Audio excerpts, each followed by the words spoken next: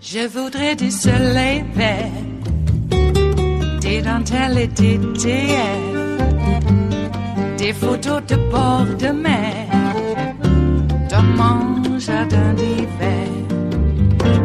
Je voudrais de la lumière, comme en Nouvelle-Angleterre. Je veux changer d'atmosphère, dans mon jardin d'hiver. Ma fleur sous la pluie de novembre, tes mains qui courent, je n'en peux plus de t'attendre. Les années passent, qu'il est loin, là je tombe. Nul ne peut nous entendre. Je voudrais du Fred Astaire, revoir un latte Goët. Thank you, Mr. Chair. I think it's important that we refocus on what is at stake here in this investigation, in this matter. We are getting reports from press and from a wide variety of sources that indicate that, that people are, folks are suggesting that we are conducting foreign relations with folks with security clearances via WhatsApp.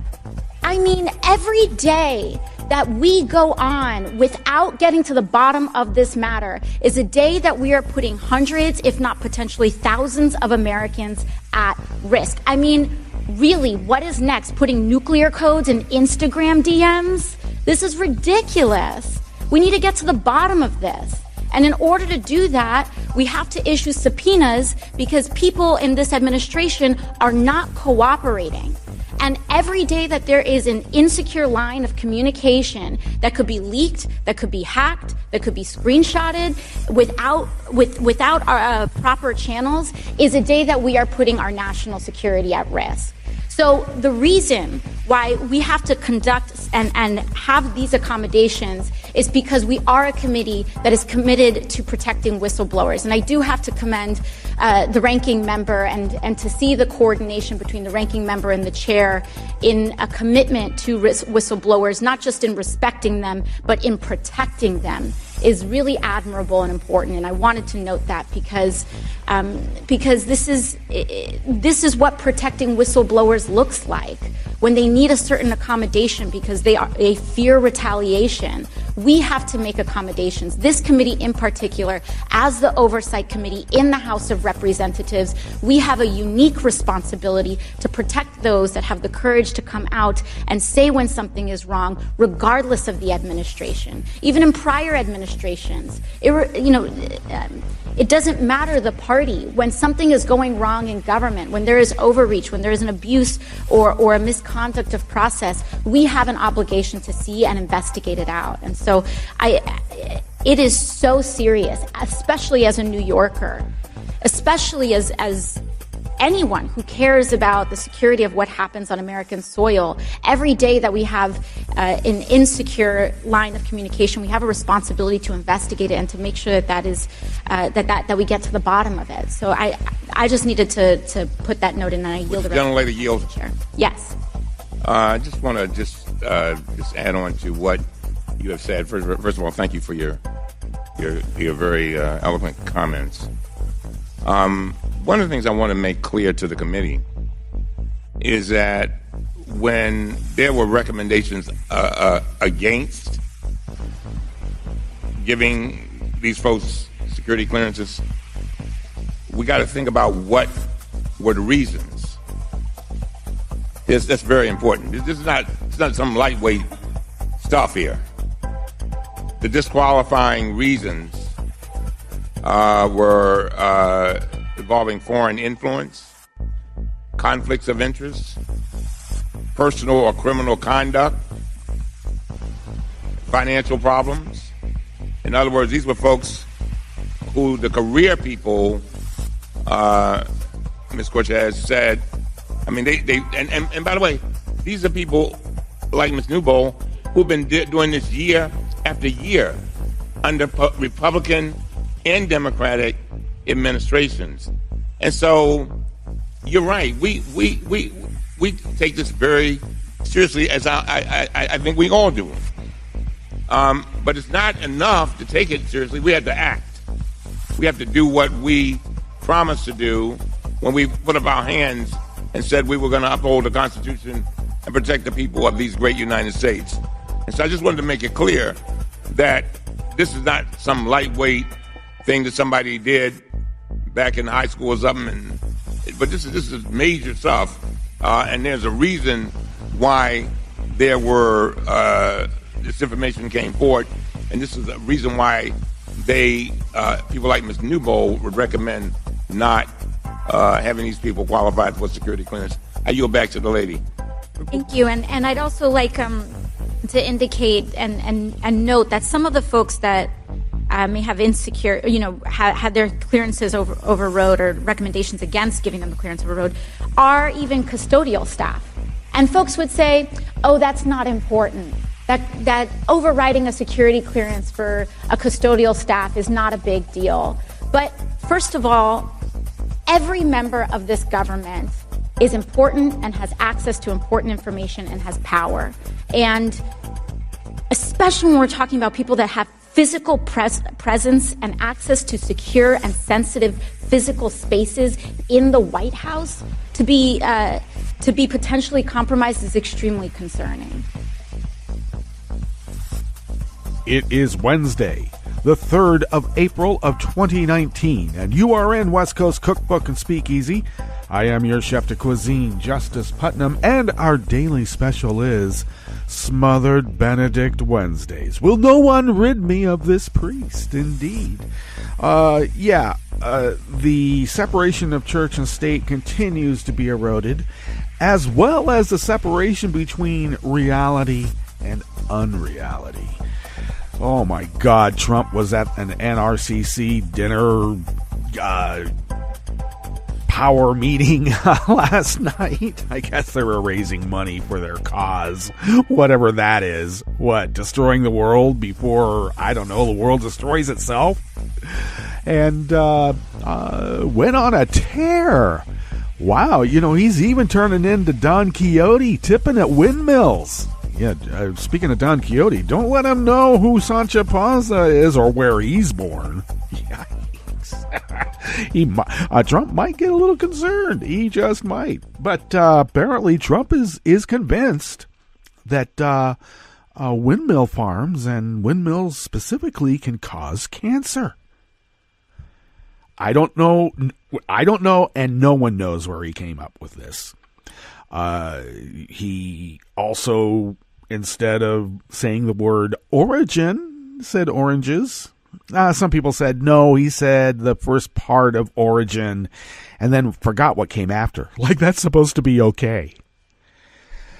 Which I mentioned on my Facebook page a little bit. I mean, about his orange story and his origin story, orange story. And I also made mention of the fact that Trump said that his dad was born in Germany. And I got to tell you, there's some question about whether his granddad was born in Germany. I've seen many, many, many reports that he was actually born in Austria. Now, Fred Trump did try to pass himself off as Norwegian or Swedish, ostensibly because he didn't want to offend his Jewish neighbors. I think what it meant is that it was easier to exploit his Jewish neighbors if they weren't already put on guard because he might be a Nazi, which he was. If you consider the KKK to be pretty damn close to the Nazis. A little bit. Not as cerebral by any means. Okay, let's be clear about that. Maybe that's why Fred was drawn to them. Nonetheless, there is some question whether the grandfather was born in Germany. I did have a lot of pushback from people saying, oh, no, he was born in Bavaria. He was not. Well, actually, I think there's more records that show that he at least came from Austria. Whether he was born there, we don't know yet. Because when the guy tried to go back to Germany, they wouldn't let him because he was a deserter. So that's the kind of family that family is. Nonetheless, a family member did come on to my timeline on Facebook and insist that I don't talk politics. But he wanted to know why we hate Trump so much. Why does it matter where his dad was born? Well, a couple of things. I mean, if he can't tell you where his dad was born, he's either a mobster liar or he's a mobster with diminished capacity. And my Trump bro didn't take well to that assessment and still insisted we don't talk politics and then continue to talk politics on my timeline about politics. So after a few give and takes, well, let's put it this way. There's a lot of give there. They don't take very much. Ever. But regardless, some other people on my timeline just made a few little tidbits here and there and escalated it to a degree. And he just wanted to know why. Why do we hate him so much? Why does it matter where his dad was born? And I did remind my Trump bro that it wouldn't be such a big deal if Trump hadn't put the whole foundation of his campaign on being a birther mobster. He was damn sure he knew where Obama was born, but he has trouble remembering where his dad was born. And we're not going to make fun of that. I know, maybe it's wrong to make fun of someone who is decaying before our eyes. But you don't let someone decay before your eyes and take the country down with them. There's also a lot of projection. There's this term called liberal cultist, the cult of liberalism. The projection from the right is just so profound. I mean, it's amazing. Only a cult member would be able to defend Trump mistaking where his dad was born, as if, well, that's okay. But anything that Obama did was really... he couldn't wear a tan suit. He couldn't use Grey Poupon. Any number of things. He was a black guy and he was like out of his class. He was being uppity. A black guy used Grey Poupon. What's he trying to be? White? I mean, this is the BS that I had to hear all the time from these people. And now we're supposed to show some sort of respect and fealty to a Nazi? And also reminded my Trump bro, who purports to be a patriot. No, you're a loyalist. And you can look it up. True patriots hate fascism. Because that was another one of his arguments. Why do we hate so much? Haters gotta hate. Well, patriots hate fascism. The rejoinder was if you say so. Which gave me a little bit of pause because patriots don't hate fascism. We already have quite a bit of history of American patriots hating fascism so much that they laid down their lives to make sure it wouldn't set foot in here. And now that it is, we're just supposed to stand by and let it go? And we're supposed to kiss the ass as some sort of, show of fealty? No. And of course the argument about how the stock market is booming, I don't know where that's coming from, is it? And if someone is making a lot of money off of Trump right now, that's a pretty big level of entitlement. Because we got a story today in West Coast Cookbook and Speakeasy that if Trump closes down the southern border, it's not just avocados that are going to stop. It's going to have far-reaching ramifications. Which also brings me to the end of this rant. And maybe another reason why my Trump bro blocked me on Facebook. Or maybe he just muted me. I don't know. Regardless, I did bring up the term of American amnesia, and I had to explain what American amnesia is. But I did sum up. You really can't have American amnesia if you never knew shit to begin with.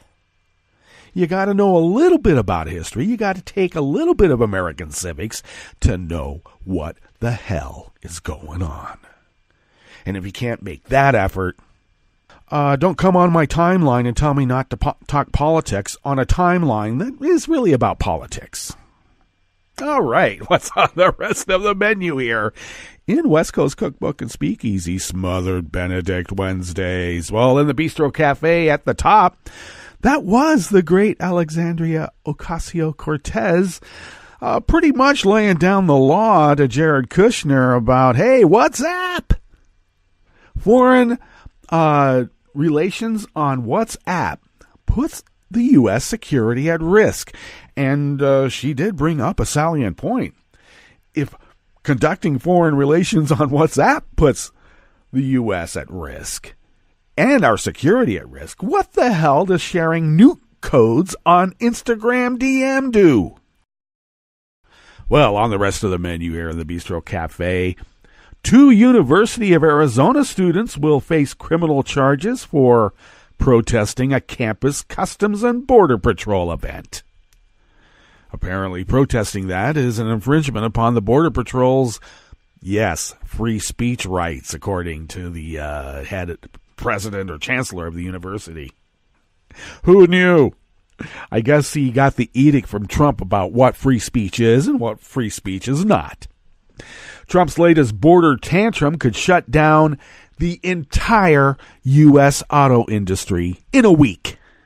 Supply chain this and supply chain that. And a White House spokesman called the U.S. territory of Puerto Rico that country, and then rolled his eyes. They really do hate brown and black people, don't they? After the break, we then move to the chef's table where Ecuador's president said Julian Assange has repeatedly breached the terms of his London embassy asylum. Yeah, well, we could have told you that. It's just nice to see and hear that the host concurs. And the virulent right-wing Australian lawmaker who had an egg cracked on his head remained defiant as the Australian Senate censored him over his New Zealand massacre Muslim comments.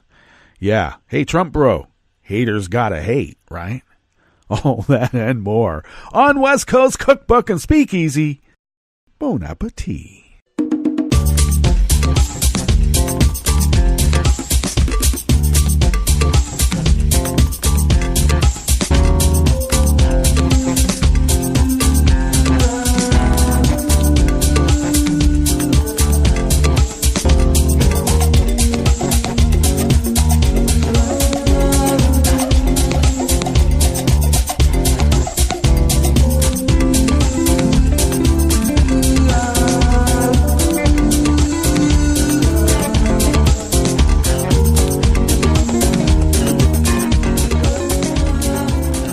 Well, one thing I did want to tell my Trump bro before he blocked me is that the way that I gauge success is if a right-winger blocks me before I block them, I've won.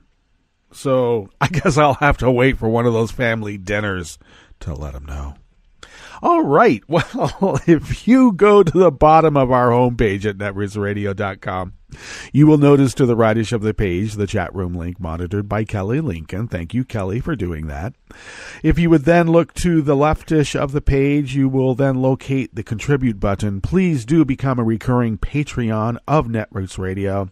I've mentioned before, and I know it's a broken record, but we have some broken machines here, and we're saving money to be able to purchase new ones.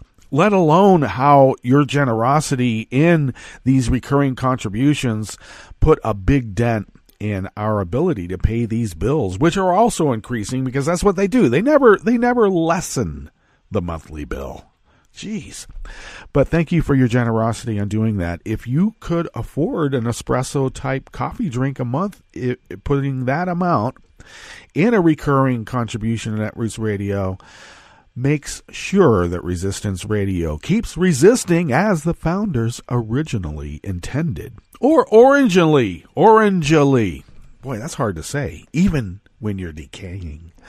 Alrighty, if you would like to follow Netroots Radio on Twitter, do so at Netroots Radio. Follow me at Justice Putnam, and the show notes and links diary is posted on Daily Co's about 10 minutes before showtime. Look for links on social media to there.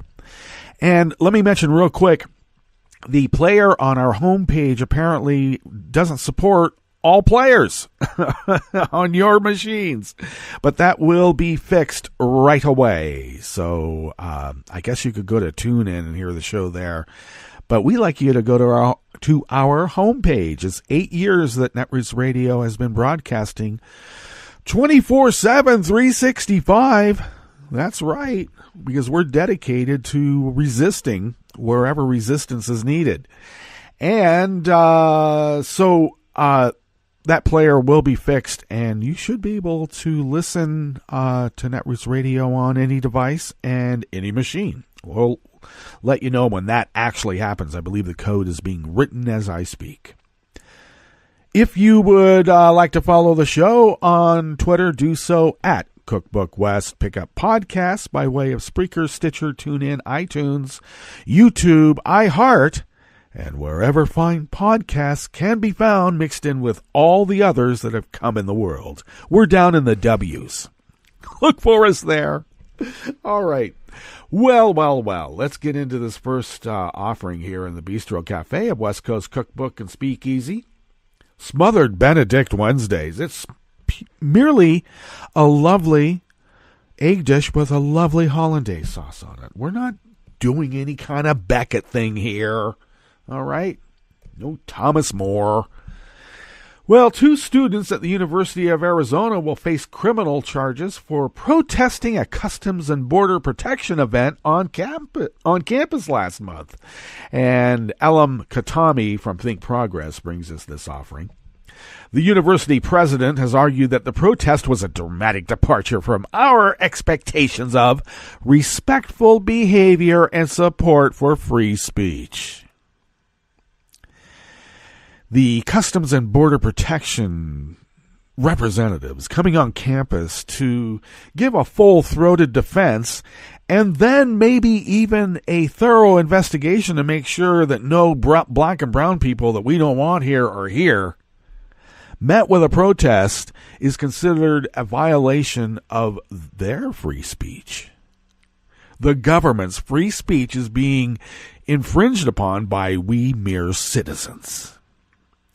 Now, I might say that this could be a form of dyslexia where everything is backwards, because it's only the government that can infringe upon free speech. That's a basic American civics idea. It's what makes America great. Video of this event had gone viral, and conservative outlets picked it up as just basically another example of how the cult of liberalism is taking over. Look at how monstrous those people are. Yeah, okay. I guess I got to break out all the pictures with the nooses and a sign saying, "Obama, we want you here." Maybe I need to pull those out. And we'll talk about who is the monster and who is exercising their free speech. Any number of protests that called for the death of the U.S. president. There's any number of photographs where you can see these. And yet, going on campus, or being on campus, being a student on campus, and protesting the Customs and Border Protection representatives, defending their, kidnapping babies and putting them in icebox baby gulags. I mean, the whole reason for having the event on a college campus is to have the protest. It's a learning experience.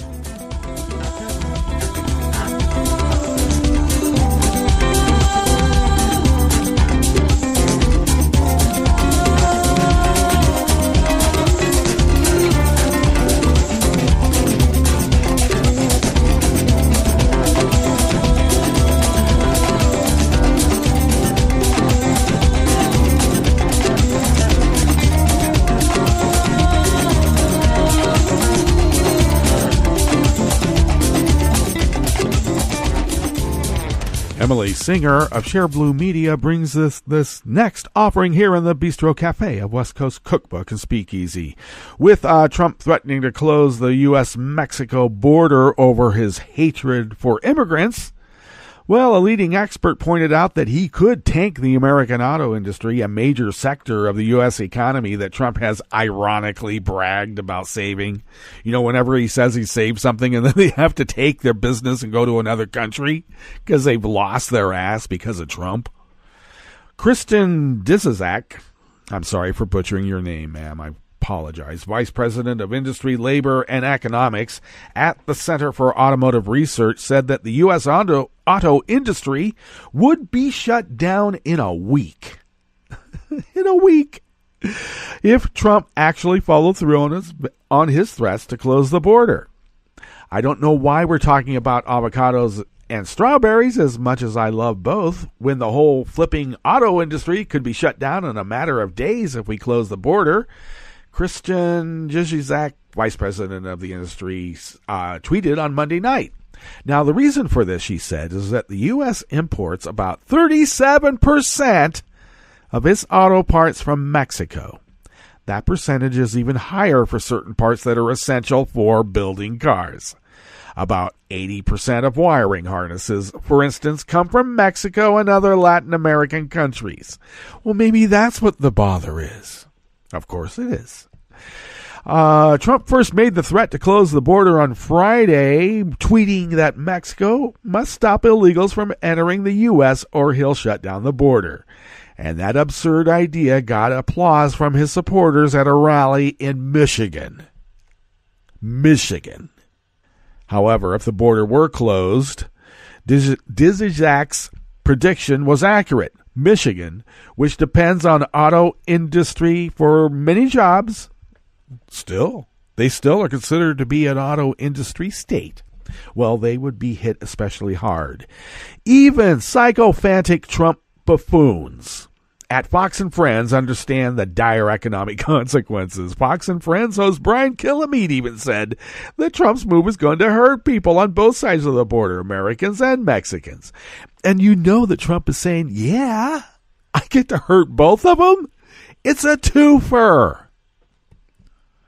Of course, it is almost impossible to see any Trump administration proposed immigration plan passing Congress.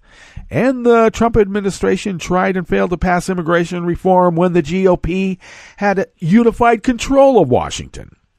But his proposal was too racist and draconian, even for congressional Republicans who built their whole party on the Lee Atwater model, in this reporter's opinion, and it's not so much an opinion. It's really based on fact.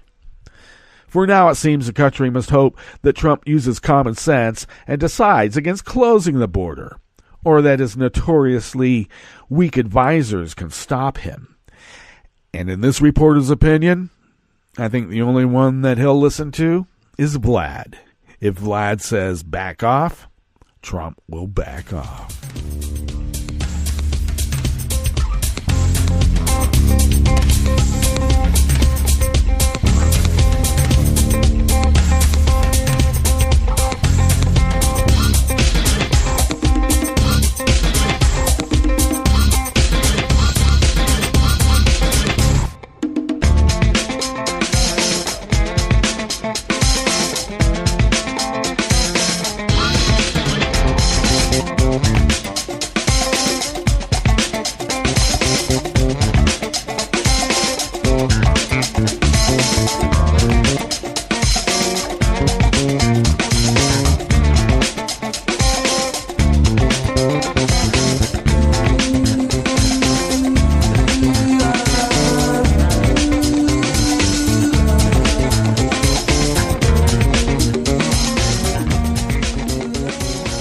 Singer also brings us this final offering here in the Bistro Cafe at West Coast Cookbook and Speakeasy. Smothered Benedict Wednesdays, and of course she comes from Share Blue Media.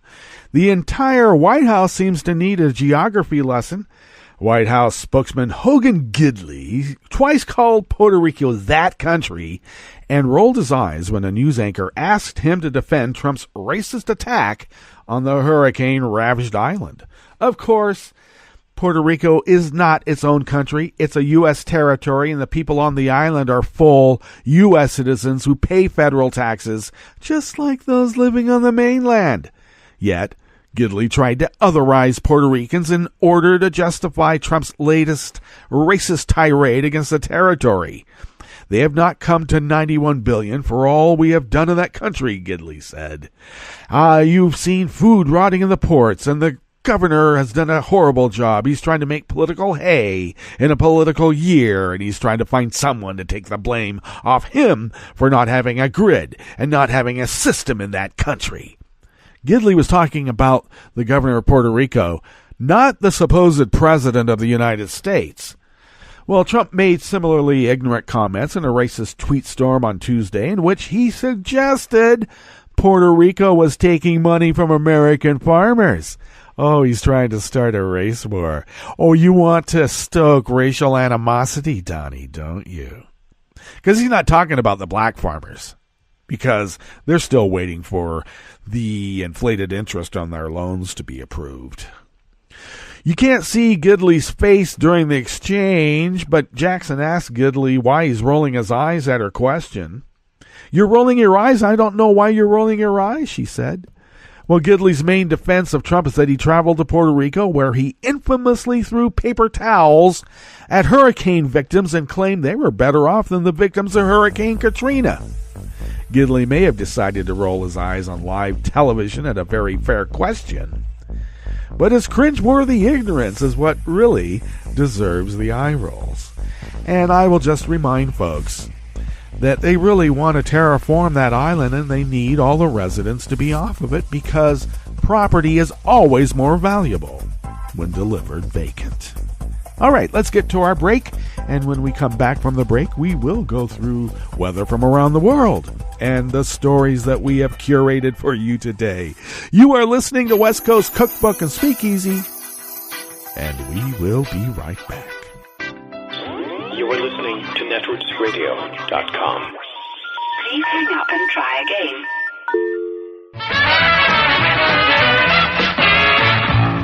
From a point at sea to the circles of your mind, a new force is at work for planetary transformation.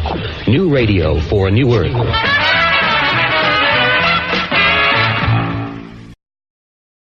This is Take Two Movie Review. I'm Clinton Johnston. This week, Not So Spirited Awry. Warning, this Take Two contains major spoilers. Wonder Park is what I call a garden fence story. It starts in the normal, mundane world where our child protagonist, these days usually a girl, crawls through a hole in the garden fence, or enters a wardrobe in the attic, or gets swept up by a tornado, or accesses a hidden train platform, to be transported to a magical world in which she or he has adventures and then returns, changed and ready to face the mundane world. In Wonder Park, our heroine June heads to an amusement park that she unknowingly created with her mother out of her own imagination and then abandoned once her mother got sick. Now, a crucial aspect of the garden fence story is that through their adventures in the magical world, the kid learns what they need to take back to the regular world and solve the emotional crisis that they are experiencing there. Think of Miyazaki Hayau's brilliant garden fence tale, Spirited Away. Chihiro needs to get out of herself, to learn responsibility and to take care of other people. So in the magical bathhouse, not only must she hold down a job to get her parents back, but she develops compassion. In contrast, the problem with Wonder Park is it's not really clear what June's emotional crisis is. Why does she stop playing with her park when her mom gets sick? Because she misses her mom? So what is it that she learns through her time in the magical park? Not to be so sad? That she can express her imagination without her mom? That's a strange takeaway when the emotional climax in the regular world is built around June getting her mom back.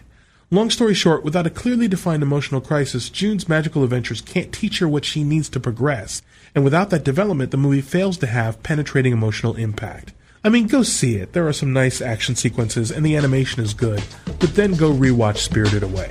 This has been Take Two Movie Review. I'm Clinton Johnston. Catch up with us at TakeTwoMovieReview.com and feed us back on our page on YouTube.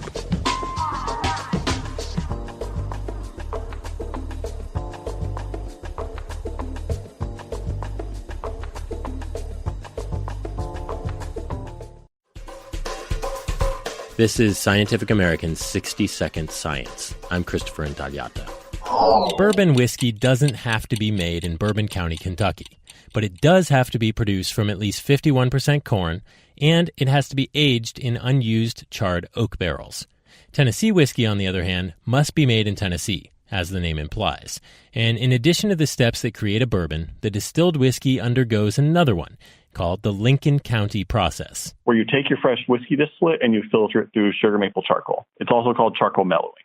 Trent Curley is a graduate student in food science at the University of Tennessee Institute of Agriculture. And just for the record, personally, I prefer bourbon whiskeys. Filtration through charcoal made from the wood of the sugar maple tree is known to mellow the flavor of Tennessee whiskeys, like Jack Daniel's. But the underlying chemistry was a bit more of a mystery, so Curley teamed up with the Sugarlands Distilling Company in Gatlinburg, Tennessee, to put their whiskey to the test. He used gas chromatography, coupled with actual human sniffing, to identify about 36 aromatic compounds contributing to the whiskey's flavor profile. He then tracked the quantities of 4 of them, 2 branched alcohols and 2 ethyl esters, before and after the Lincoln County process. Turns out the charcoal stripped out a third of the branched alcohols and nearly half of the ethyl esters. Curley's advisor, food chemist John Peter Manafo. Take-home message is that the branched alcohols and the ethyl esters that we analyzed in this study decreased, and that the distillate was smoother tasting and less harsh after the Lincoln County process. The researchers presented the work at an American Chemical Society meeting in Orlando. And the goal, Curley says, is to take some of the guesswork out of making great whiskey, especially when the stakes are high. There was a head distiller at one of the big bourbon distilleries who said you really only get 2 chances to make a 15-year-old whiskey. Manafo again. Basically, we're just optimizing the tools to help the distillers get to the flavor profile that they want. As for the flavor profile he wants? Well, I'm not saying that Tennessee whiskey is better. It just is. Thanks for listening. For Scientific American's 60-Second Science, I'm Christopher Intagliata. This program is presented by the Centers for Disease Control and Prevention. As the days get longer and the weather warms, people of all ages will start to spring into action. Spring is a great time to breathe fresh air, stretch your arms and legs, and get physically active outdoors. Lack of physical activity contributes to obesity, heart disease, stroke, and other chronic health conditions. Fortunately, many communities are making it easier and safer to be physically active. Neighborhoods across the country are working together to create more public spaces for walking, running, biking, and other physical activities. Adults should get at least 150 minutes of physical activity each week, and children should get 60 minutes a day. If you find it hard to walk to a local recreation center, park, or playground, learn how to make your neighborhood a place that makes healthy living easier. Visit makinghealtheasier.org for information about ways communities can change to get more people outside and moving. For the most accurate health information, visit www.cdc.gov or call 1-800-CDC-INFO. In the U.S., about 15% of people who have HIV don't know they have it. If you have it, the sooner you get diagnosed, the sooner you can start life-saving treatment. Everyone should get tested at least once, and those at high risk should get tested at least once a year. If you're pregnant or planning to get pregnant, get tested as soon as possible. Healthcare providers, conduct routine testing according to CDC's guidelines. Screen all youth and adults for HIV risk behaviors. Help patients understand their risk and the best prevention options. If people test positive, link them to treatment and prevention counseling quickly. HIV testing is important. Know your HIV status. See your healthcare provider to get tested or find a testing site at gettested.cdc.gov. You can also get a home testing kit online or from a drugstore. To learn more, visit cdc.gov/vital signs.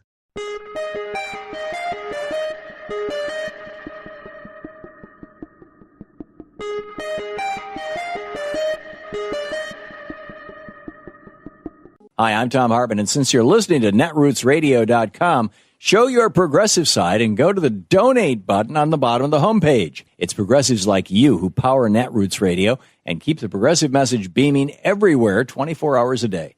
Just go to our donate button at the bottom of netrootsradio.com. Thank you for keeping progressive radio at full power.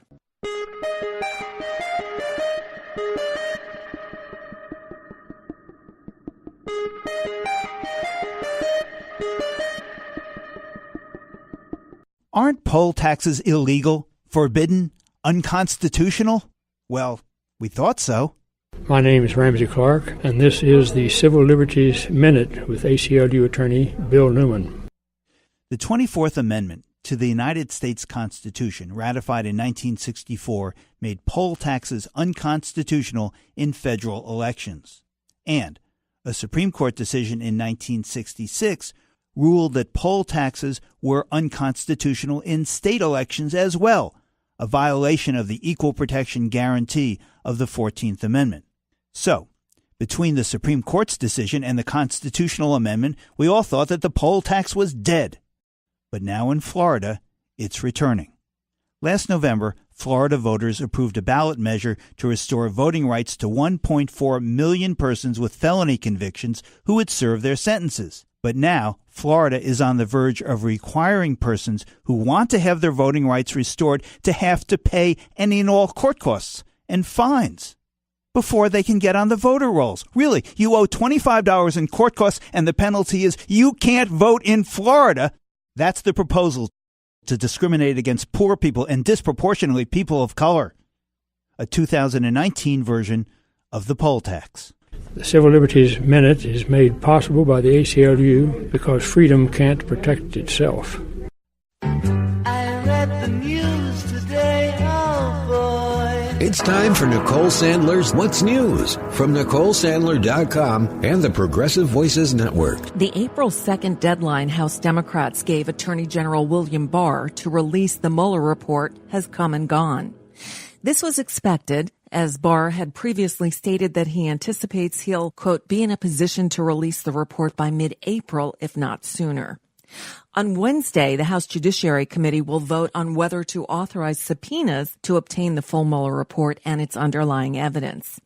The House Oversight Committee on Tuesday issued 4 subpoenas related to the White House security clearance process and on the process that led to the administration's decision to add a citizenship question to the 2020 census.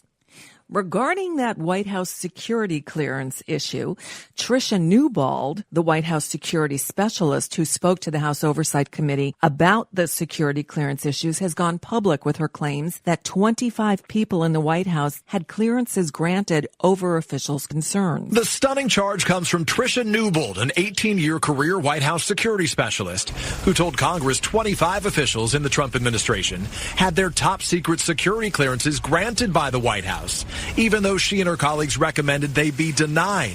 Why is this issue so important that you felt the need to speak out? The protection of national security is not a Democratic issue or a Republican issue. It's an American issue. Newbold, who's filed a discrimination complaint against her White House superior, told lawmakers about those officials' serious disqualifying issues, including foreign influence and conflict of interest. Today, her explosive allegations sparking a showdown on Capitol Hill. You issue a press release, handpick, cherry-pick parts of her testimony. I will protect whistleblowers. Period. NBC News first reported that Jared Kushner was among those whose security denial was overruled. And according to the New York Times, the president personally ordered it. But the president has denied it. Legally, he has the power to grant clearances to anyone he chooses. Overnight, Kushner on Fox News dismissed Newbold's concerns. I've been accused of all different types of things, and all of those things have turned out to be false. Newbold now fears losing her job. I am always concerned, but it's important that we stand up to do the right thing, no matter what.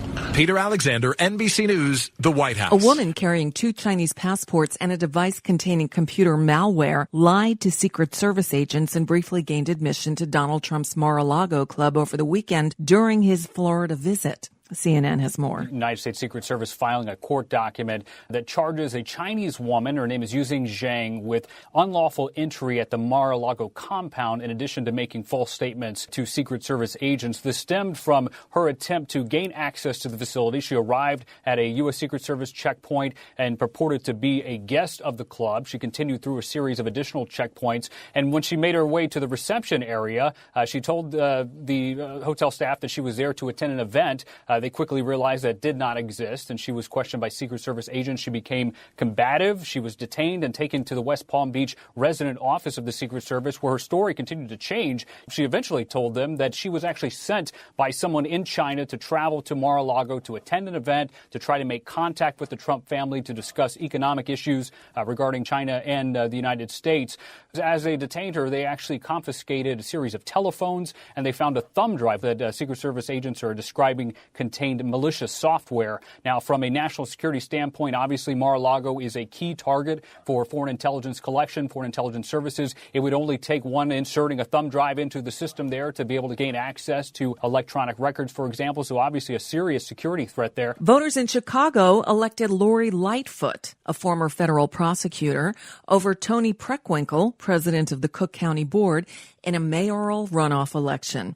The two women emerged earlier this year from a crowded field of 14 candidates seeking to succeed Mayor Rahm Emanuel, who decided against seeking a third term. Out there tonight, a lot of little girls and boys are watching. They're watching us, and they're seeing the beginning of something, well, a little bit different.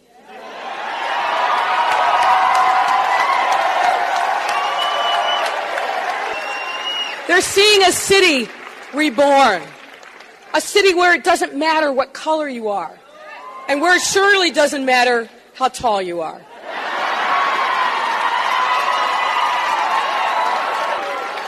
Where it doesn't matter who you love, just as long as you love.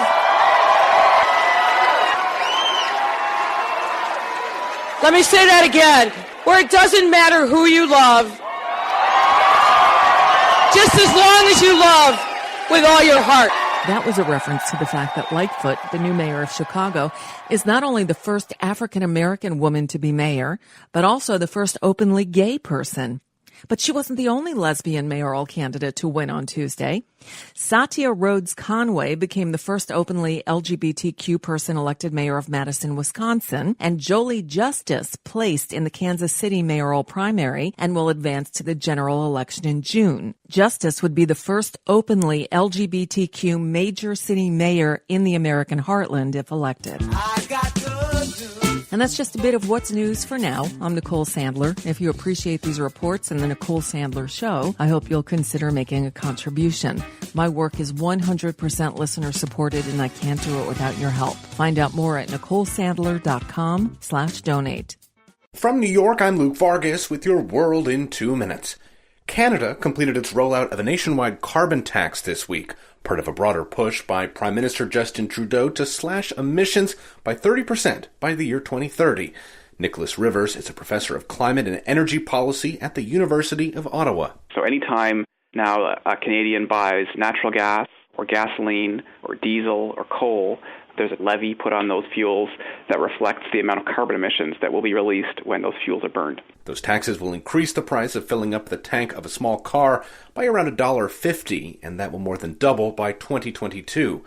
In some provinces that designed their own carbon taxes, revenue will be used for environmental projects, but in 4 provinces that resisted the carbon tax until Monday, that money will be returned to taxpayers in their annual refunds, a tax and dividend model designed to change consumer behavior without harming family budgets.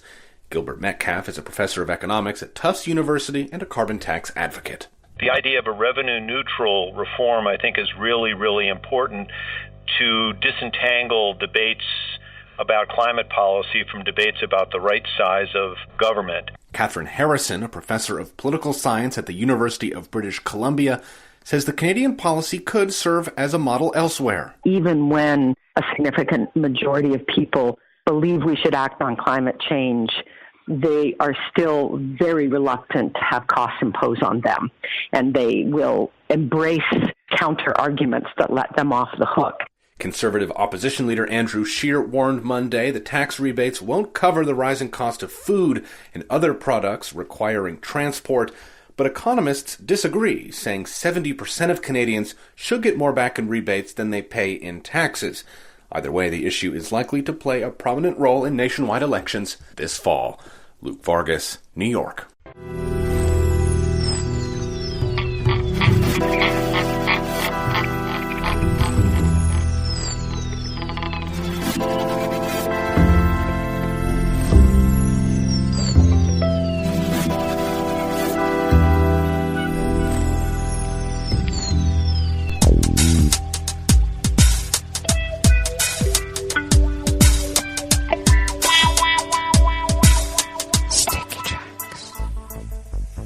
Thank you for accompanying us here to the chef's table at West Coast Cookbook and Speakeasy Smothered Benedict Wednesdays. We always begin weather from around the world along the banks of the Rogue River, in the Rogue River Valley of Southern Oregon on the west coast of the continental United States of America, where it is currently 53 degrees, looking at a possible high of about 64 to 65 degrees. Overnight lows in the low 50s. Looking forward to it. Yes, indeed. Winds are currently light and variable out of the southeast. And they will be shifting in just a couple of hours out of the southwest at 5 to 10 miles per hour. About a 20% chance of precipitation today. Cloudy conditions all day. Tonight, we will have showers late, and winds will decrease to light and variable, but pick up at 5 to 10 miles per hour out of the south-southwest, bringing tomorrow about a quarter of an inch of rain. Overnight showers are slated to be more about a tenth of an inch, though in the next several days we're looking at over a third and not less than a quarter inch of rain. So we'll be having our April showers starting and continuing. Pollen is rated at none. Air quality index is good at 22 parts per million. The daytime UV index is in the cautionary moderate range at 5. Barometric pressure is holding steady at 29.73 inches, and visibility is at 7 miles. Relative humidity is 96%. Weather from around the world is brought to you by people's personal weather stations that they purchased. These people planted these purchased personal weather stations somewhere on their property, and these people positively live around the world. London is 47 degrees with showers in the vicinity. Paris is 50 and partly cloudy. Rome is 57 and mostly cloudy. Kiev is 51 and fair. Kabul, 68 degrees and mostly cloudy. Hong Kong, 69 and partly cloudy. Tokyo, 44 degrees and clear. Sydney, Australia is 67 degrees and partly cloudy. San Francisco, California is 52 and cloudy, and they are looking at a small craft advisory on the bay and offshore. And New York is 52 degrees Fahrenheit and sunny, with your small craft advisory on the waterways in your area as well. And that is weather from around the world, brought to you by people's personal weather stations that they purchased. These people planted these purchased personal weather stations somewhere on their property. And these people positively live around the world.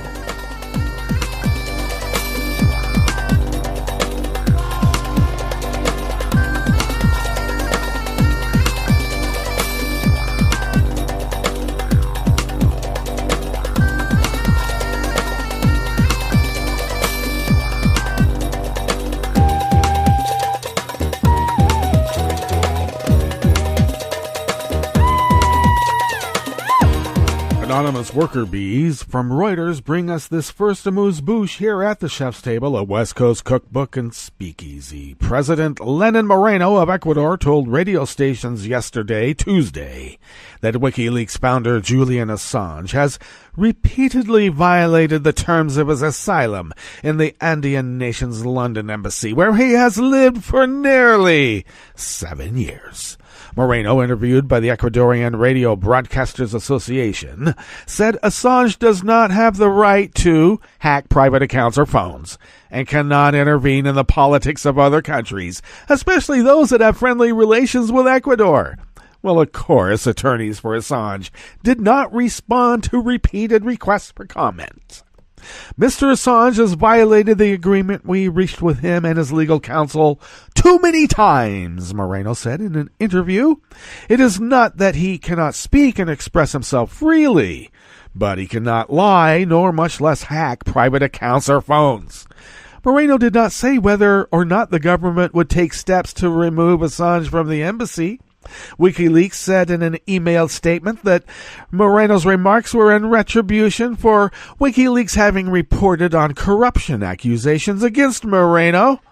If President Moreno wants to illegally terminate a refugee publisher's asylum to cover up an offshore corruption scandal, history will not be kind, WikiLeaks threatened. And it remains to be seen whether WikiLeaks will be looked upon kindly by history or any other well-known actors of civilization.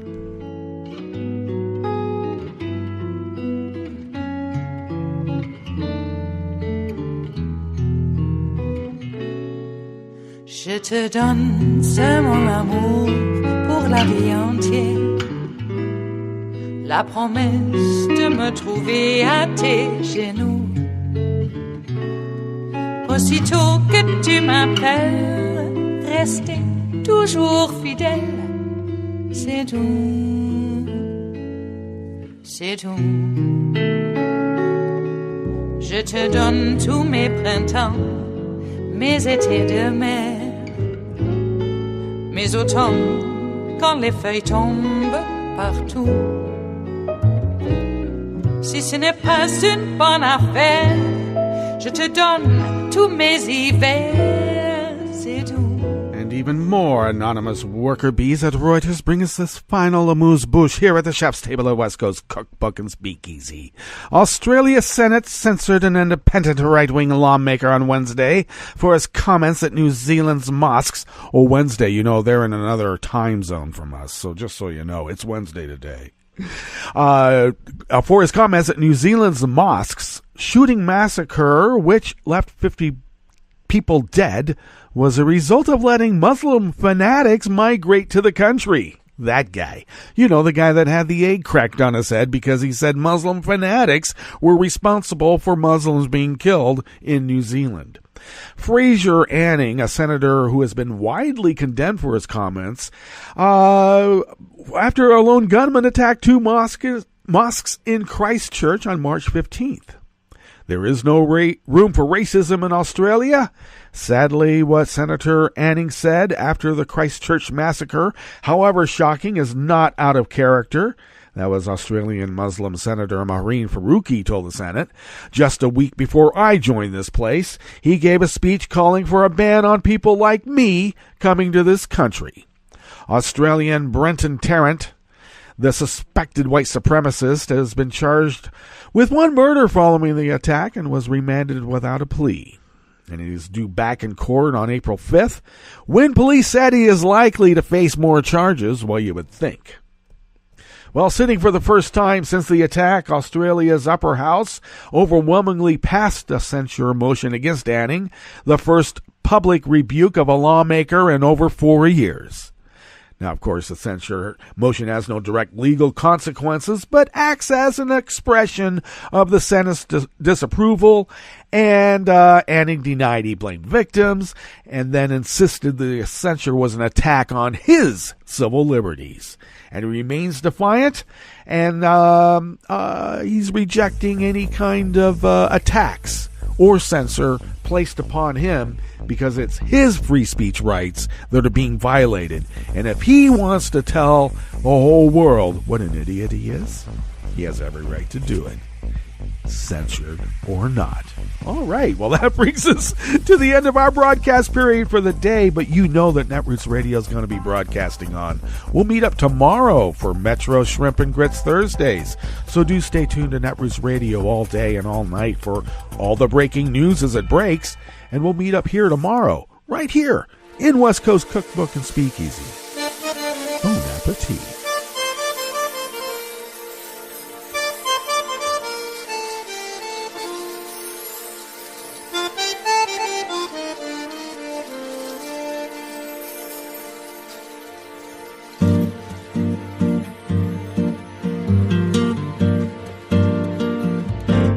Je voudrais du soleil vert, des dentelles et des théières, des photos de bord de mer, dans mon jardin d'hiver.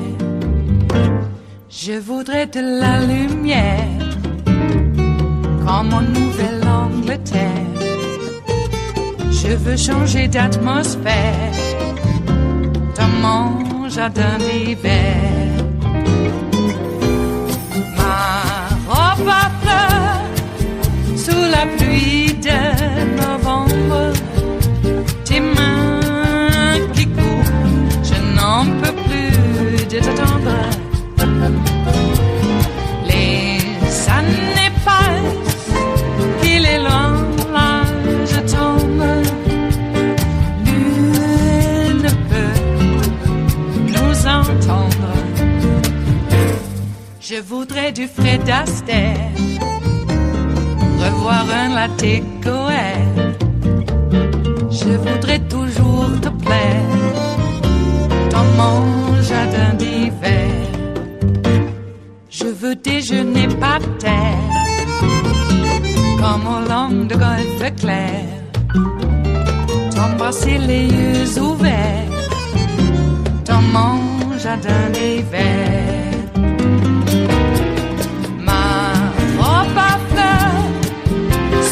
Pluie de novembre, tes mains qui courent, je n'en peux plus de t'attendre. Les années passent, il est loin, là je tombe. Nul ne peut nous entendre. Ba-da-da-dum-di-da-dum. Ba-da-da-dum-di-da-dum. Ba-da-da-dum-di-da-dum. Dans mon jardin d'hiver. Ba-da-da-dum-di-da-dum. Ba-da-da-dum-di-da-dum. Ba-da-da-dum-di-da-dum. Dans mon jardin d'hiver.